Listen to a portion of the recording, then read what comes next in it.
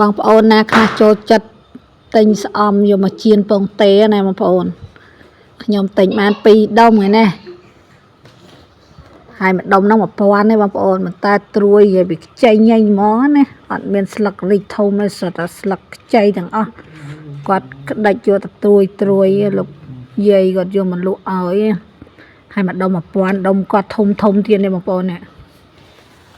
ឲ្យតែត្រូវទឹកត្រូវភ្លៀងឯងលឹមតិចយាយថាពីលាស់ត្រួយឲ្យខ្ចីញ៉ាញ់ហ្មងមើលទៅគួរឲ្យចង់យកទៅចៀនពងតេហ្មងបងប្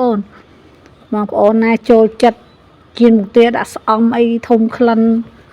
ស្អុយអីហ្នឹងគឺឆ្ងាញ់ណាស់បងប្អូនអើយដាក់តាមួយដុំទៅពងតេ4-5គ្រាប់ទៅនេះមិននិយាយទេបាយ2-3ចានខ្ទេចលើនេះបងប្អូនមើលត្រួយអើយខ្ចីល្អណាស់បងប្អូនអើយនេះគ្មានស្លឹកលាយមួយទេស្លឹកក្តោបទាំងអស់ហើយមួយដុំរបស់គាត់មួយដុំប៉ុណ្ណាណៃនេះមួយដុំ1000ណានេះ2ដុំអស់2000ដែរហ្នឹងណាបងប្អូន